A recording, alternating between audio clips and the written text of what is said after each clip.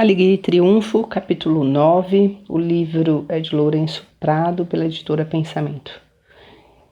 Eu vou fazer uma leitura de alguns trechos do livro. Meu nome é Nalva Abreu, sou terapeuta holística e desenvolvo esse trabalho auxiliando as pessoas a terem uma vida melhor, aplicando os ensinamentos que o livro nos traz.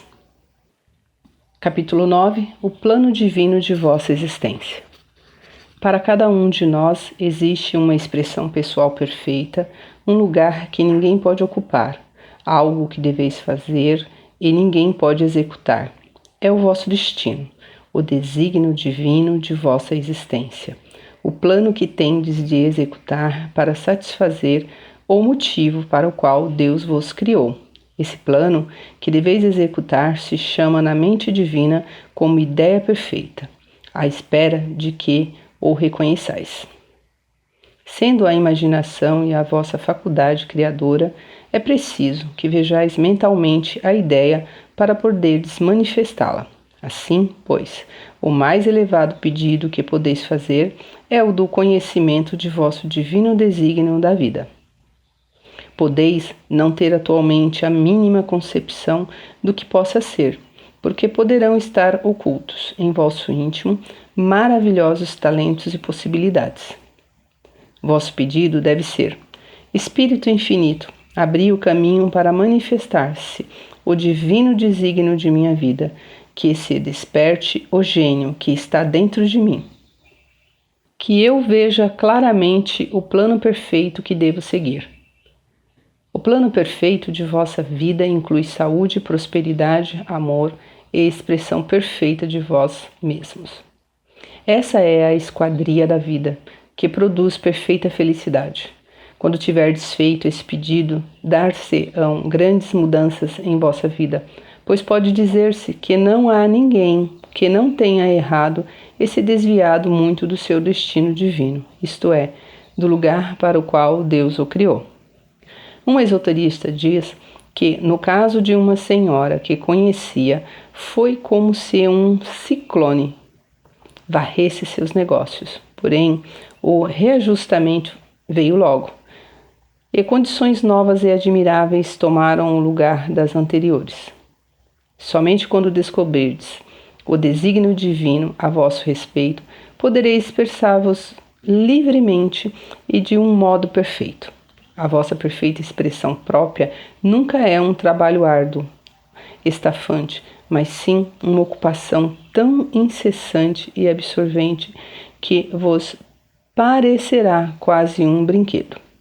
Deveis saber que, assim como Deus vos dá o sustento ao entrardes neste mundo, também nunca vos faltará o suprimento necessário para a vossa perfeita expressão. Muitos gênios lutaram durante anos com o problema do suprimento, porém, se tiverdes aplicado sua palavra e sua fé, teriam produzido rapidamente os fundos necessários. Por exemplo, uma professora de esoterismo relata o seguinte: certo dia, depois de ter passado a minha lição, um dos meus alunos me ofereceu 1 cêntimo. Ao fazê-lo, disse-me: tem exatamente 7 cêntimos neste mundo. Dou-vos 1, pois tenho fé nas palavras que proferiste. Desejo que profirais algumas palavras para minha perfeita expressão própria e prosperidade. Para cada um de vós existe uma expressão perfeita, somente na qual poderá obter felicidade. Para uma senhora, a expressão perfeita pode ser o tornar-se uma perfeita esposa, mãe, dona de casa, e não necessariamente conseguir carreira pública. Pedi uma orientação definitiva e vosso caminho se tornará fácil e próspero. Não deveis visualizar ou forçar uma pintura mental do que quereis ser. Ao pedirdes que o desígnio divino se apresente à vossa mente consciente, recebereis fagulhas de inspirações e começareis a ver-vos obtendo grandes realizações. Esta é a pintura ou ideia que deveis manter sem vacilar. A coisa que procurais está à vossa procura. O telefone procurava Bel.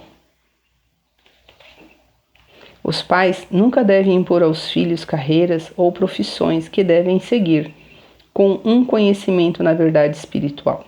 Pode-se pedir para conhecer o desígnio divino deste, à mais tenra idade ou mesmo antes do nascimento. As mães podem empregar a afirmação seguinte: que Deus tenha perfeita expressão nesta criança, que se manifeste em sua vida e na eternidade o desígnio de sua mente, corpo e negócios. Em todas as Escrituras encontramos mandamento: seja feita a vossa vontade de Deus e não a nossa. Realiza-se o modelo divino e não o humano. A Bíblia, mais do que nenhuma outra, mostra que esse é o meio de libertar a alma material. As batalhas nela descritas são quadros de guerras que o homem deve fazer contra os pensamentos mortais. Diz o texto sagrado: os inimigos do homem são os de sua própria estirpe, isto é, os seus próprios pensamentos. Às vezes, um pequeno incidente pode ser o ponto de mudança e de toda a vossa vida. Roberto Fulton, observando a água a ferver numa chaleira, descobriu o vapor. Muitas vezes tenho visto as pessoas impedirem os resultados desejados pela resistência ou determinação de seguir um caminho pessoal. Deveis seguir o meu caminho e não o vosso. É o mandamento da infinita inteligência, e se quiserdes obter resultados de vosso estudo das leis espirituais, é preciso que observais essa lei divina. Muitas vezes podeis atrasar o vosso pedido por acreditardes que não está completo. Para corrigir isso, é preciso que façais a seguinte afirmação: na mente divina tudo é completo. E, portanto, o meu pedido também. Meu trabalho é perfeito e o meu lar é completo. A minha saúde é perfeita. Tudo o que pedis é uma ideia perfeita registrada na mente divina e deve manifestar-se pela graça e por meios perfeitos e justos. Deveis dar graças por terdes recebido no invisível e fazer preparativos para recebê-lo no invisível. Uma instrutora metafísica apresenta o seguinte fato para ilustrar essa lei, que tive a ocasião de comprovar várias vezes. Uma das minhas alunas tinha necessidade de ser atendida num pedido que nunca fora satisfeito completamente. Respondi-lhe: talvez tenhais o costume de deixar coisas por terminar. E o subconsciente adquiriu o hábito de não completar a manifestação, pois o interior e o exterior se correspondem. Ela replicou: tendes razão. Geralmente começo as coisas e nunca as termino. Irei para casa e acabarei alguma coisa que comecei há algumas semanas e tenho a certeza de que isso simbolizará a finalização do meu pedido. Pôs-se a costurar ativamente e logo terminou o serviço começado. Logo depois, recebeu o dinheiro de um modo extremamente curioso. Seu marido recebeu 2 ordenados naquele mês e, tendo comunicado o engano à pagadoria, respondeu-lhe que ficasse com ele. Se perdirdes, crendo que já recebeste, a vez de receber, pois Deus cria os caminhos para vô-lo dar. Muitas vezes perguntaram: suponhamos que alguém tenha vários talentos, como deve saber qual deles preferir? Pedi que vô-lo indiquem definidamente. Afirmais: Espírito infinito, dai-me uma direção definida, revelai-me o caminho da minha perfeita expressão própria, indicai-me qual dos meus talentos devo empregar agora. Conheci algumas pessoas que entraram repetidamente em uma nova linha de trabalho e com pouco ou nenhum treino ficaram preparadas para ele. Fazei, portanto, a afirmação: Estou plenamente preparada para o plano divino da minha vida e não tenho temor algum em aproveitar as oportunidades. Há pessoas que dão com muita boa vontade, mas custam a aceitar. Recusam receber dádivas e presentes por orgulho ou outro motivo negativo, fechando assim os canais que receberam de Deus. Invariavelmente se veem um dia com pouca coisa ou sem nada.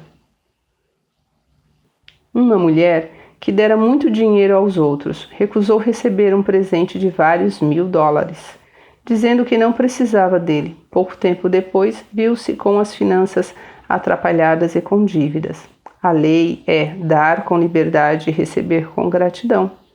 O equilíbrio entre o dar e o receber é sempre perfeito, e embora seja vosso dever dar sem pensardes na retribuição, desobedeceis a leis se não aceitardes a retribuição que for oferecida.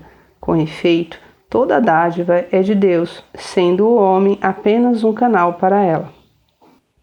Quando estiverdes em dúvida se deveis persistir no desejo ou não, fazei a seguinte afirmação: abandono tudo o que não for divinamente destinado para mim, e o plano perfeito de minha vida se manifesta. Se vosso desejo estiver de acordo com a vontade divina, tereis algum sinal da realização dele. No contrário, ele desaparecerá como por encanto.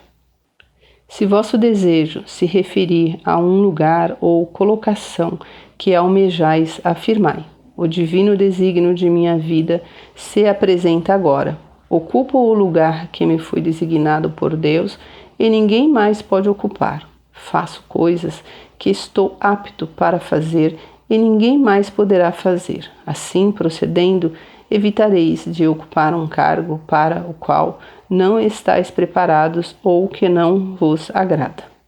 Procurando compreender as leis espirituais aqui expostas e seguir a direção interna, sereis guiados pela suprema inteligência, através das complicações da vida material, chegando ao reino da harmonia, do amor, da verdade e da justiça, manifestadas na paz, na abundância e no bem-estar geral. Esse foi alguns trechos do livro, do capítulo 9.